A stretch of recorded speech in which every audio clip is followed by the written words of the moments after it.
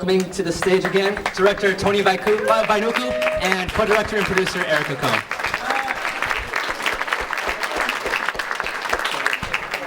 All right, how was the movie? How'd you like it? 5 years that they spent with these 4 boys and their families.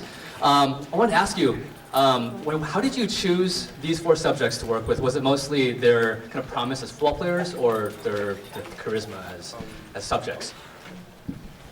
So when I started the film, we chose several different Polynesian kids. We actually started with Matt Asiata, we had the Bloomfields and Harvey.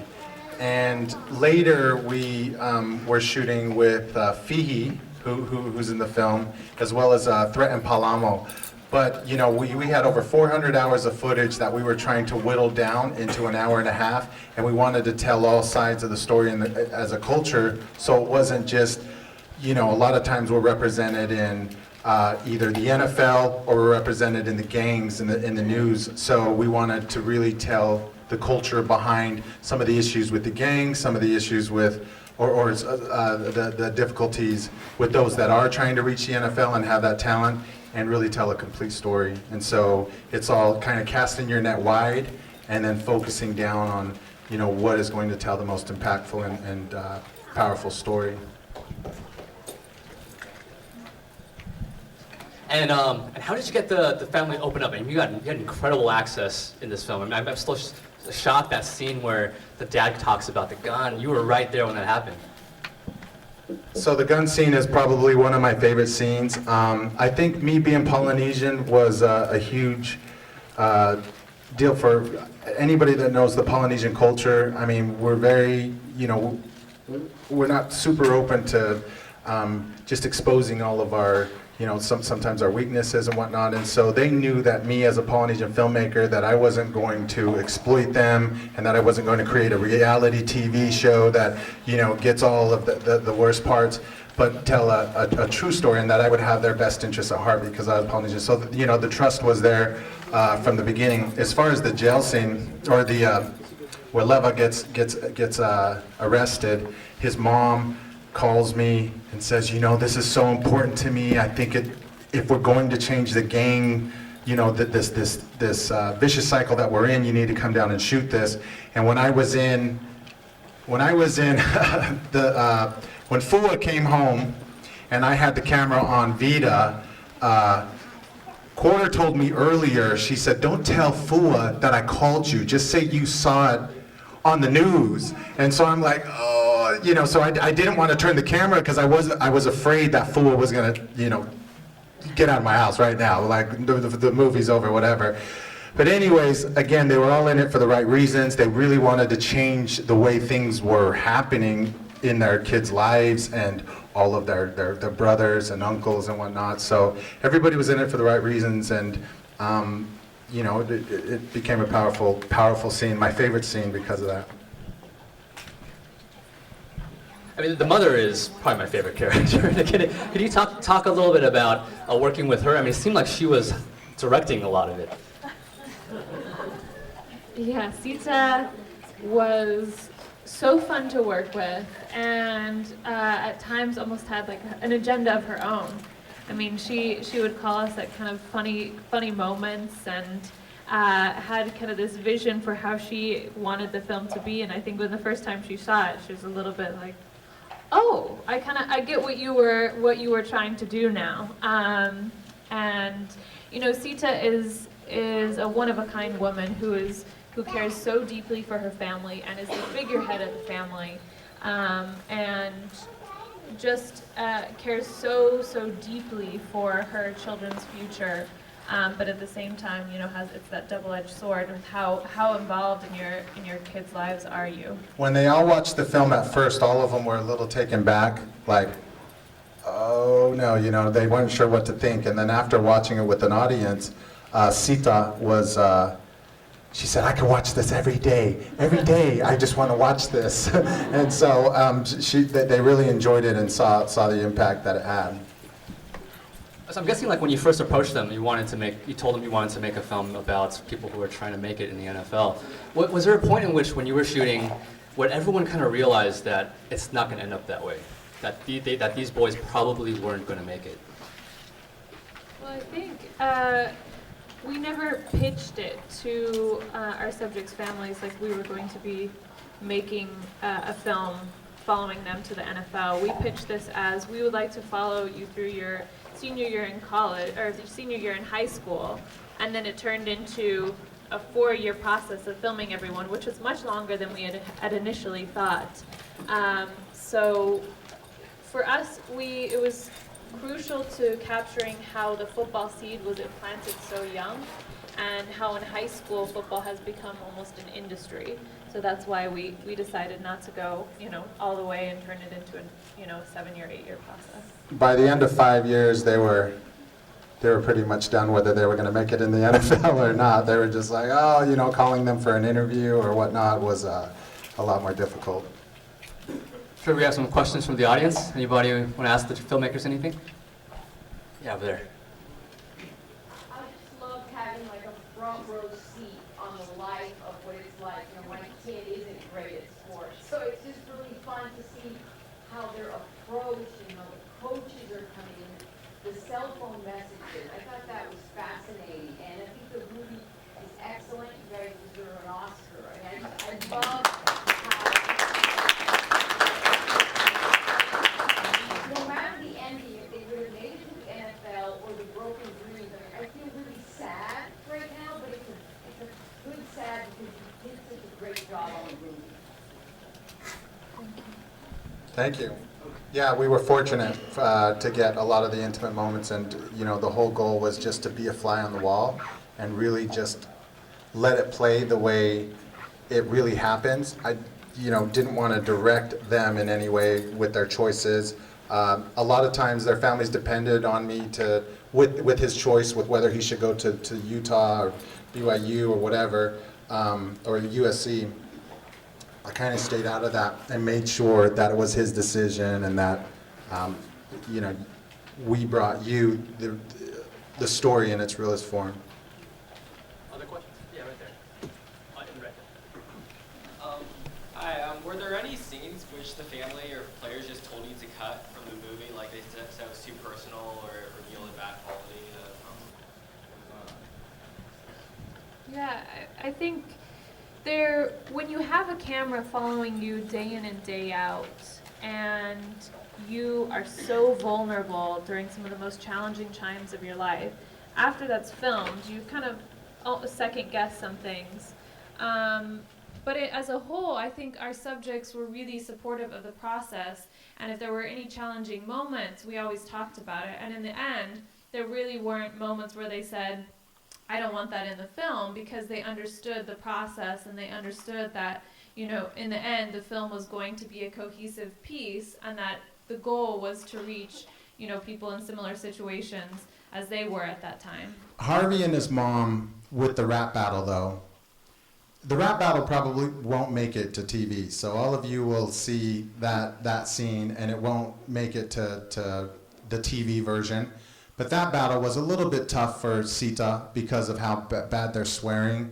We had Harvey at one of the Q&As, and one of the kids put his hands up, and he's like, "Why is there so much swearing?" And Harvey said, "The lesson is do not swear." So that scene was a little bit tough because he ended up going on a mission and really changing his life and turning his life around. But they realized that it was a part of their life. It's done. They're at a different state, and it's meaningful for its own reasons. But that scene won't make it to television. Hi, I'm Krista from the Aaron Price Fellows Program, and I wanted to ask how hard it was to say goodbye, because 5 years is a long time to spend with the family, and I just watching the movie, I felt so emotionally invested, and I cried 5 different times. So I bet it was really hard to just have to end everything.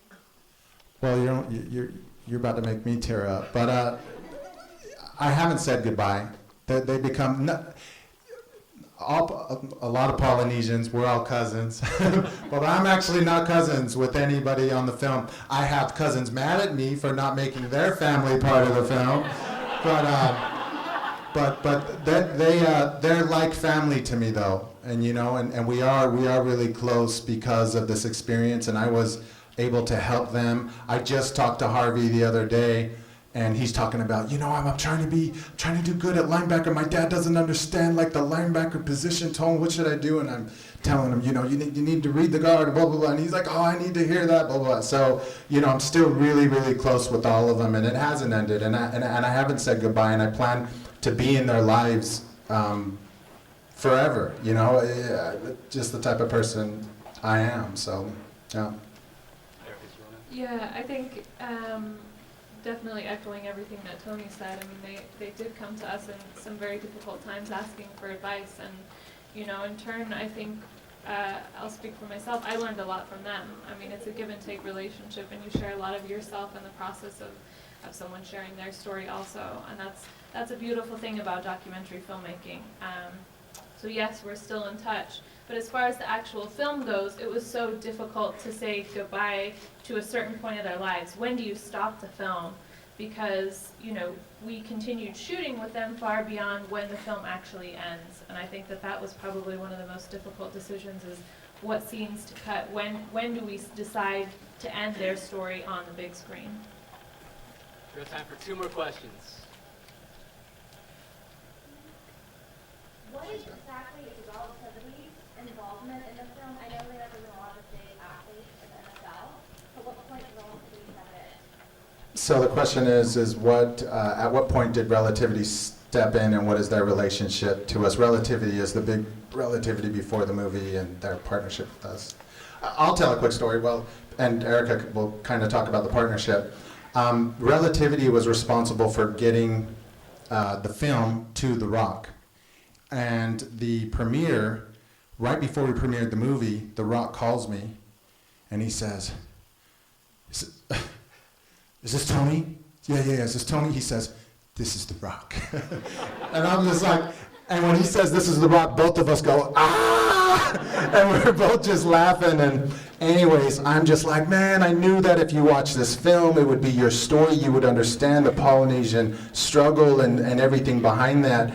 And he said, this is my story. This is my story before I made it in wrestling and whatnot. He goes, this is a story nobody knows about. Thank you for telling that story. He says, I've never seen a documentary with so much truth, so much spirit. And he's now working out a deal to where he wants to help promote the film this summer that we're just waiting to do. But Relativity helped us help facilitate that introduction to The Rock, and I'll let Erika kind of talk about the partnership on that.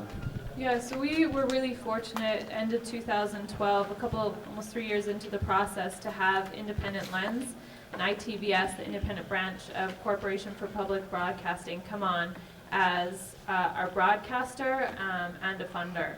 And so next spring we will be broadcast on Independent Lens.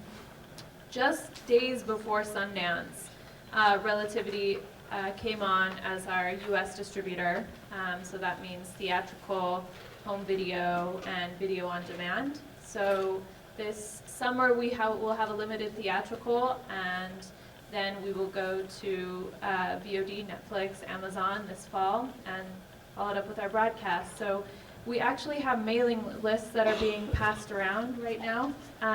So sign up for updates, and then we can keep you posted about, you know, where the film is going to be, and you know how you can access it online or access it on television. One more question? Also, we have In Football We Trust T-shirts that Leanne is holding up. They're featured in the front when you walk in, so stop by. They're a Soul Pro limited edition. Everybody in Utah wears these shirts, like everyone. All right, one more question. Right there. I wanted to know, was there any difficulty with the church being embarrassed by the family's actions and how their children acted? I was curious about that. It was one of those things, you know, you don't ask for, what is it? You don't ask for permission, you just ask for forgiveness. There's a little bit of that, and she has a story for you. That scene where Fihi is leaving on a mission, he's in front of the MTC is what it's called. tell them that story. It's a pretty funny story. So I will say really quickly that the church, this is the first time that the church has ever allowed filming. And it's because they finally decided to open the doors. They saw the importance of this film in the Pacific Islander community in the US. I mean, this is a new immigrant story, and it just happens to have, you know, a part of the church in it. So we went all the way up to the president and all the way back down, and then all the way back up and all the way back down, and finally we're able to get access to film Fihi's church speeches. But no filming is allowed at the Missionary Training Center. And this was a crucial scene. This is Fihi's goodbye to us, so we decided not to take no for an answer. And I found my way sneakily into the MTC, was asked to leave, left, came back and hid from bush to bush to bush, and then dove under the car and was shooting up at Fihi, leaving, literally hiding underneath the car behind the tire to get that shot, and then ran bush to bush to bush to get out and sped away, called my mom on the way home saying, if I end up in a Provo jail, please come find me. I want to share one last story before we go. I know that was the last question. So when I first started this film, my whole idea was to start it with two pioneers, you know, a voice of the old or the beginning of Polynesian football, some current players, and then ultimately The Rock in the movie is what I was like, and then we ended with The Rock, which shows us that we could do whatever we want to do. And the first person that I reached out to was Junior Seau, and so it's such an honor to be here, to have his family here. Again, I just want to recognize them. I had reached out to, I'm now finding out I wasn't very close to an interview, but I reached out to his manager at the Seau restaurant, and he's like, yeah, sure, I'll get you with them, Anyways, it was really tough to do, and I wanted him to be a part of this, and it would have been very, very special, but at the end of the day, I think his story stands alone, and again, I just want to thank his father for being here. His mother couldn't be here.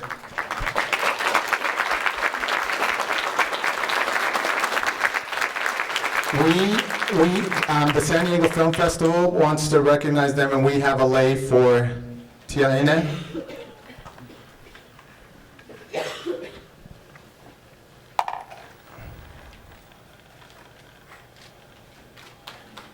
Thank you. We also have another lei for his wife that couldn't be here. She's in Hawaii, but his sister, Annette, who had helped get the whole family here along with Tyler. We have also another lei that we'll give to Annette since your mom isn't here. Go ahead, stand up, Annette.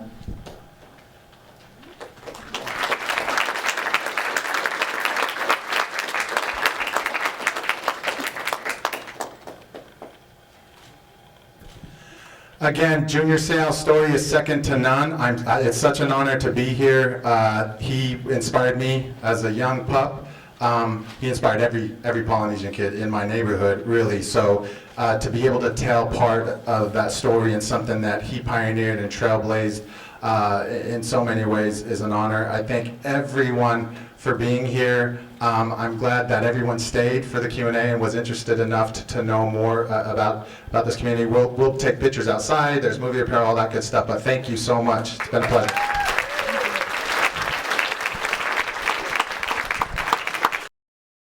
You guys like the movie? All right, so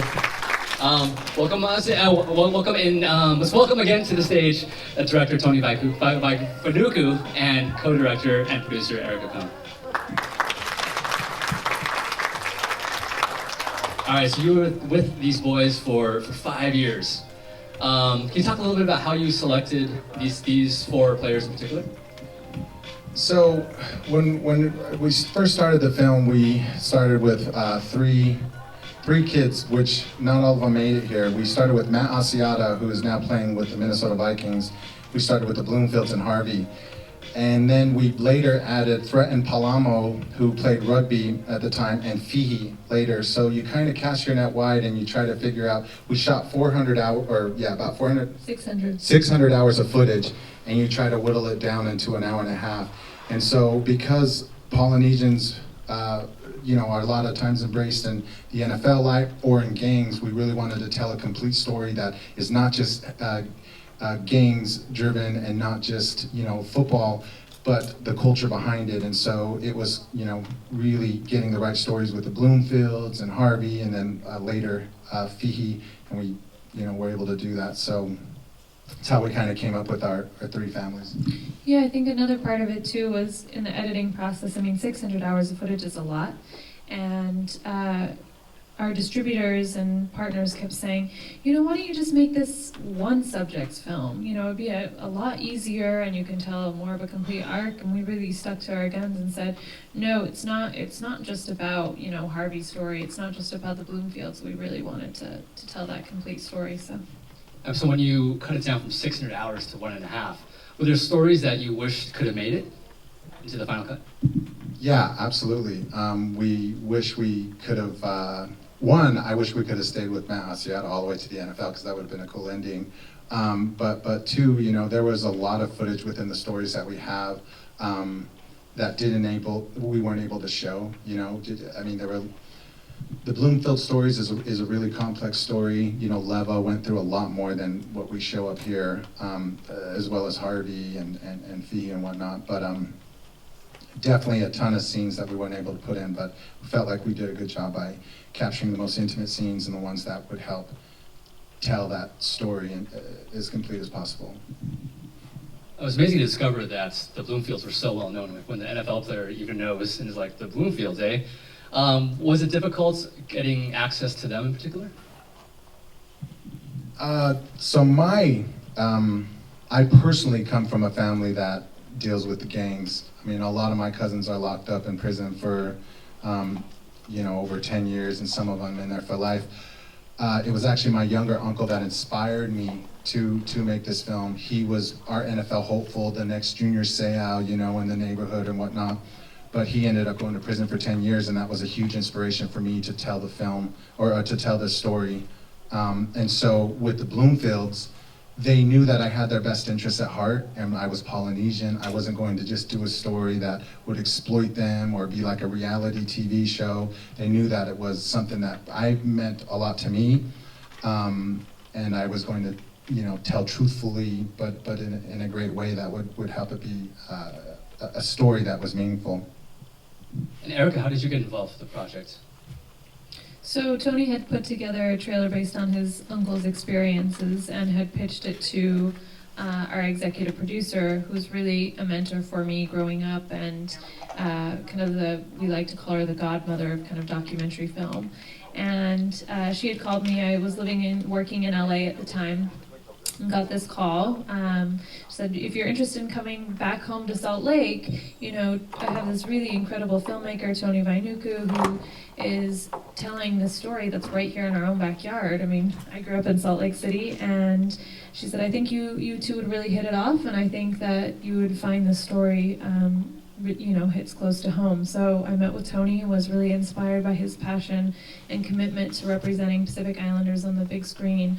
And having been an athlete all through high school and understanding the world of competitive athletics, really wanted to, address how by the time you're in high school it's an industry, and the pressure that's placed on young athletes in this day and age is so intense, and we need to understand where they're coming from and hear how they're dealing with situations. Speaking of the kind of pressure on young athletes, in the last 5 years there have been a lot of conversations about football and what it does to the bodies of young people. Were these conversations that the family was having internally? Yeah, that's a good question, because it didn't really come up in our filming, but it came up after Fihi got injured. And Fihi would be the last person to say that it's his coach's fault. I mean, he takes full blame for it, which is so interesting and brings up a lot of, ethical conversations. Who's to blame for this? Of course, the coach as an adult is responsible for their students. But I think that it became an exterior discussion as the film went on, but was never really a part of our process. With our families, a lot of I know that with a lot of Polynesians are first, second, third generation, and they depend on a system, an education system that's going to take care of your kids. I mean, you can't, especially in Utah, a lot of Polynesians have larger families. So when your kids are excelling at football, and it could create an education, and they won't, they can get scholarships. It's really easy to help them advance in that. But I think there are issues that we wanted to pull out here, to where it's like, it isn't their fault. A lot of times the system is they're using these high school kids from a young age, even with the injuries and stuff. Like the parents, they trust that the coaches are going to take him out. They trust these types of things because they're coming from the islands, and they're like, we're doing our part by helping our kids do something positive that isn't negative, that could create opportunity for them. We just expect the system to be fair. And so seeing that on screen is important it's important because our youth have a voice here, but also that parents see what is happening in a system that you're putting so much trust into. Any questions in the audience? Yeah. I feel like the family members have all their own stories, especially Wangi, the mom, Big Mama Wangi. Could you give us a little bit of color and history of how she seemed like she was a character that almost took over the movie? Yeah. What is Sita's story? Sita, I don't know how to explain Sita. Sita was awesome to film, and she's very, very charismatic, and she's really driven. She's kind of the soccer mom that everybody wants to be, that doesn't dare to be. Everybody's proud of their children, and they want to go out there and actually, paint their face and do their thing, but Sita actually does it. When she first watched the film, she was a little bit shocked, it was like, I don't know. But then, after she saw the impact that it made on people that watched it and the response, she says to us, she says, well, I could watch that movie every day. Every day I want to watch the movie every day because it's so good. It's so good, So Sita's story, she's very supportive of the family. She's there. She's like world's #1 soccer mom, really. Came from the islands and just wants to create more opportunity for her family. I'll tell you, there was one question asked to her out in Utah. They said, seeing all the pressure that Harvey has, like, would you change anything with your kids? And she says, no. And she says, I push school and I push football because that's a good opportunity for them. They're not doing bad things. And I do push school. It doesn't show how hard she pushes school. It just shows the football part. But she definitely is supportive in school as well. And, even though the movie shows more of the pressures of football, she definitely doesn't back down to who she is and how she feels about that. Other questions? How do you get the kids and the families to kind of open up to you, to let you guys in, film some of the more intimate scenes? I mean, they seem pretty honest and candid about, their feelings. I mean, was that easy to get from them? So it just really depends on the time of when you're filming them.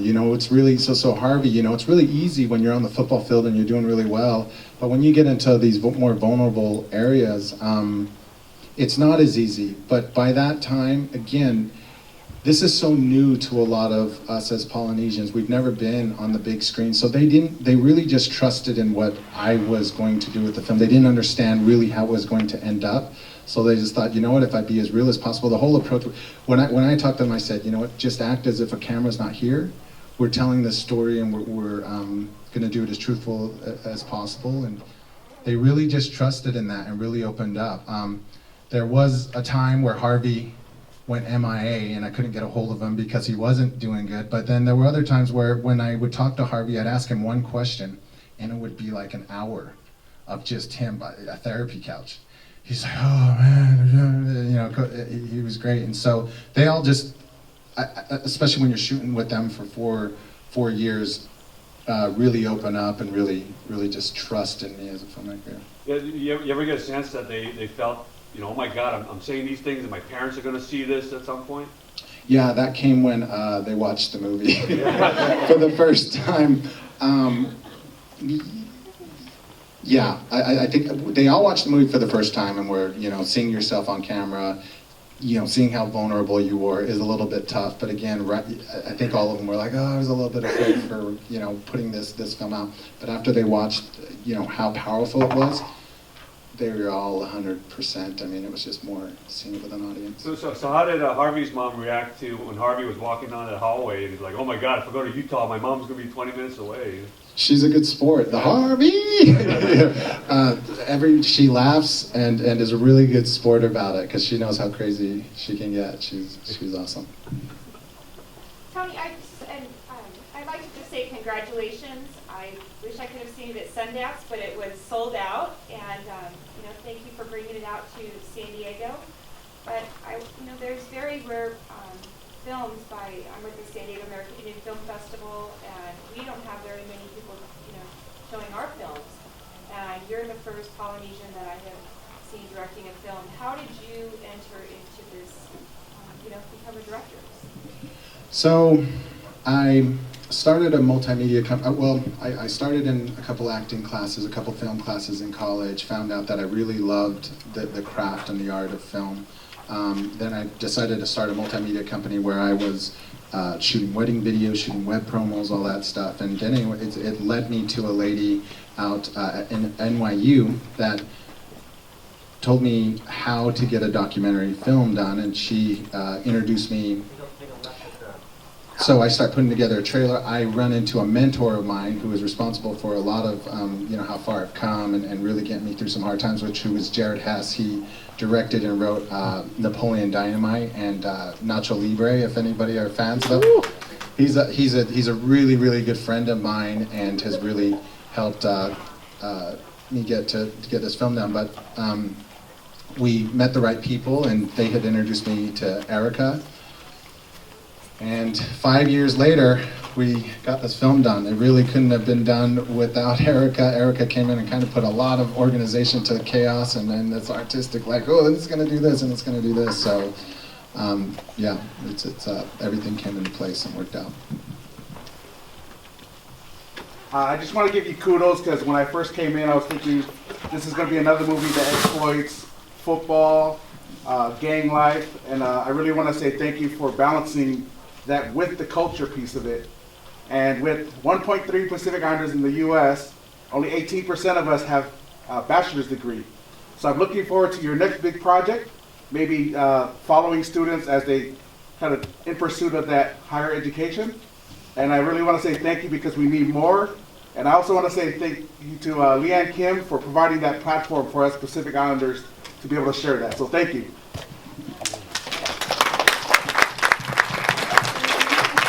And I want to say a personal thanks. We dedicated the screening, our first screening out there, to the Seaos. I'll just tell you a quick story. Junior was one of the first people that I had reached out to. My whole idea at the beginning was to tell it with Junior Seao, Vaisi Kahema at the pioneers of it. You got Halotingata and Choi Polomalu, and then I wanted to end it with The Rock on, showing it's limitless, we could go anywhere, right? So anyway, so that's how it went. And I reached out to Junior, and we weren't able to get in touch and whatnot, and I really want to have this film, so it's just a huge honor to be here. He always inspired me. He is the son of San Diego, and to be here in his town and have his father there watching the film is a huge milestone for me, a huge honor, and an honor to be with you guys out here. So thank you for coming and watching the film. Other questions? Yeah, right here. Yeah, I just want to, I didn't really know what to expect, but when you have a title as, in Football We Trust, I thought it was going to be all about football. But I love the way, you get a sense of this. There's obviously the church, religion, the football, then this heritage of being warriors and wanting to, need some outlet to get that, that fury out and in the gang life and in football, and this tremendous pressure from the families, one from the parents wanting their kids to do better, but also from the kids' point of view of, like all these Asian families or the kids saying, I got to do better to, bring all of my brothers and sisters and family up to another level, some monetary level that's going to make everyone comfortable. And it was a great balance of everything together. So I just wish I could see more of the film, Yeah. And just a thing on, Seau, we miss Seau tremendous. And just a quick story, I remember meeting Seau at a function, and I was sitting across from him, and being a big football fan, and saying, what do you do? It's like it's Junior Seau in front of me eating, and I called home and I was talking to my son, and I said, what, son, I'm eating in front of Junior Seau, and he's like, no, really? And I said, Junior, could you say hello to my son? And the guy was eating, and I know he picked up the phone and he spent like 10 minutes with my son, just saying, hey, how you doing? What's going on? And it was probably the coolest thing. And, I really didn't know him. I mean, we were just sitting, by chance. And, he was a great guy, and we miss him. I would have been like, Junior, can I have that piece of chicken? I just want to save it. I'm not going to do anything with it. I just want to save that piece of chicken. When you took a bite out of it. Great job, great job. Thank you so much. Any other questions? Yeah. Any ideas of what you want to do next?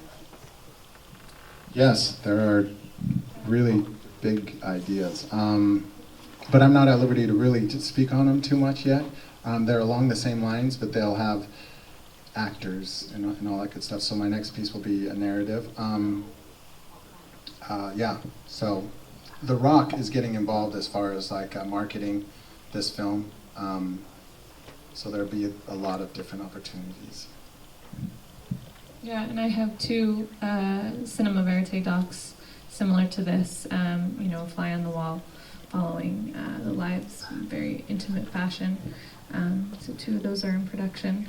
In the meantime, I think we're passing around mailing lists. It might be outside. Okay, or right at the entrance, and we'd love to keep you updated with, where the film is screening next. We'll be having a limited theatrical this summer. We'll go to Netflix, Amazon this fall, and then we'll be broadcast on Independent Lens next spring. So please join our mailing list. We'd love to keep you posted and stay in touch via social media. And it looks like some of you have found our movie apparel. It's just right on the way or out, and that's where our mailing list is too. So there's like the In Football We Trust T-shirts and stuff, and then we'll take some pictures out there if you guys want to do that. But thank you all for coming. I'm glad you guys stayed for tuning. Definitely come out for more films at this year's Spring Showcase. Have a good night.